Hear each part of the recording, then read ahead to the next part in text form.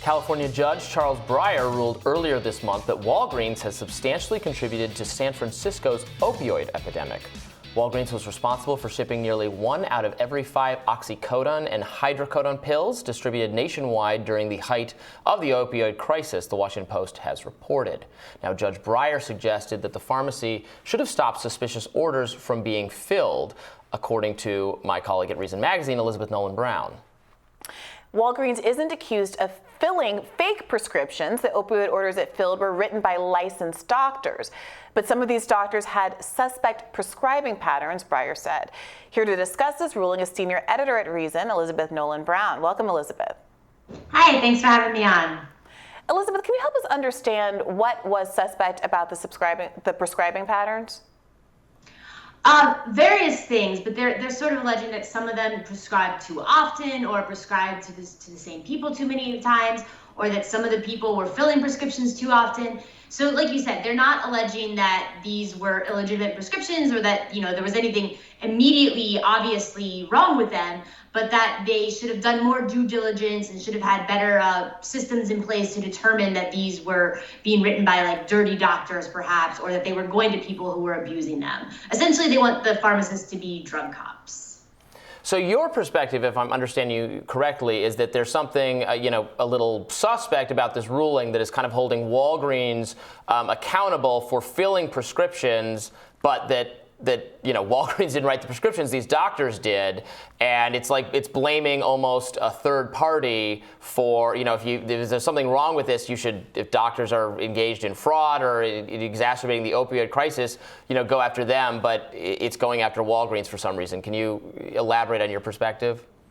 Yeah, I mean, they told Walgreens that they should have done more to determine whether a prescription was for legitimate medical purposes or not. And it seems very weird to ask pharmacists to be able to make that determination. That is a determination that should be between patients and their doctors. Trying to get pharmacists to do that is effectively trying to make them do the job of the Drug Enforcement Agency. And I just really worry that this will sort of get in the way of the relationship between patients and their doctors and try to insert, people who are just looking at a piece of paper and how are they supposed to know whether your prescription is legitimate or not. I think it could make it a lot harder for pharmacists to do their jobs and for patients to fill legitimate prescriptions. Yeah, you don't want to imagine some really like dystopian world where when you're getting your prescription at the pharmacy and what the pharmacist is supposed to say, well, are you really ill or something? Like that would be crazy.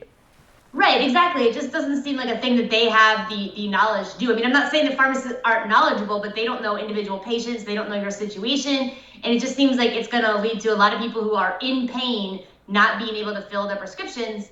And then you also have the fact that, pharmacists are getting in trouble for not filling prescriptions. They've been disciplined by medical boards. They've had lawsuits brought against them. So it kind of puts them in this place where, they're in trouble for filling prescriptions, but they're also in trouble for not filling prescriptions. I mean, it's difficult, right? Because pharmacists, their job is, in fact, to review the prescriptions that people are coming to the counter to get. Pharmacists have to go to school and train. They're not just, cashiers that hand over medication, because the idea is that they are supposed to be able to identify if you're taking medicines that conflict with each other, that have a deleterious effect if you take them both at the same time, if there's something that's going on with your dosage.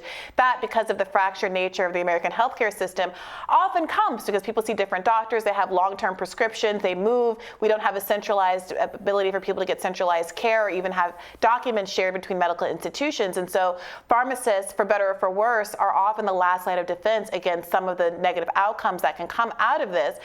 But they're now in this liminal place where it's how much responsibility do you have? And I want to ask you, Elizabeth, how much is the focus now on pharmacies, because there is also difficulty in holding doctors accountable in their initial prescription. So I have personally seen, even in my time as a lawyer, cases that went nowhere where people attempted to hold doctors accountable and drug companies accountable for filling, giving a lot of free medications to doctors so that they are more inclined to prescribe them to patients against the recommendations on the FDA guidelines. And the legal system has been very reluctant to also have any accountability for doctors who are responsible in large part for the opioid crisis that is affecting large parts of this country, including places like Ohio. Is this really a downstream effect for the fact that there doesn't seem to be accountability that lies anywhere along the chain?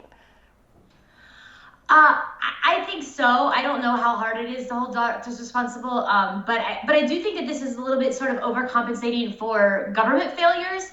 The government has failed to sort of stop the bad parts of this, definitely, and they've also sort of failed to provide services. I mean, like this recent case was in Walgreens was against San Francisco, which, San Francisco has had drug problems and homelessness problems and other problems that come with drug use long before the opioid crisis, and it still does long after Walgreens stopped writing prescriptions. So it almost feels like sort of scapegoating them for other failures, and also trying to get a payout because individual doctors maybe don't have that deep of pockets, but like Walgreens, CVS, Rite Aid, Walmart, all of whom have been the subject of these similar lawsuits, they have really deep pockets, and so it almost feels like cities and counties trying to get a payout from them, even if they necessarily aren't the most culpable for this problem.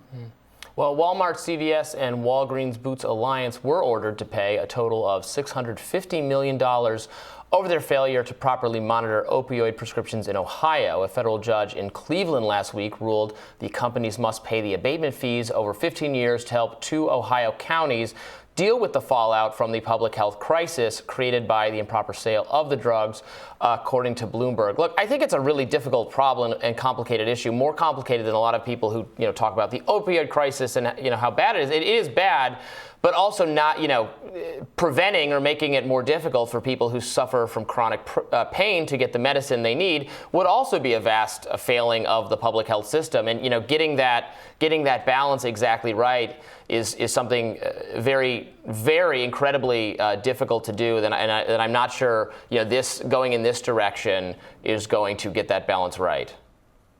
Yeah, it just there's not a lot of evidence that even cracking down on prescription painkillers in general has really helped. I mean that has only driven people, as we've seen, to, if they can't get their pain prescriptions filled and they've got an addiction to opioids, it's driven them to use street drugs like heroin, and then that's driven the fentanyl crisis, which is really what's killing many, many more people. I mean, we had a drug problem before this, but we didn't have an overdose death problem. And fentanyl has really been what's driven all these overdose deaths that we've seen in the past 10 years. So arguably, trying to make prescription painkillers harder to get has made this drug crisis worse.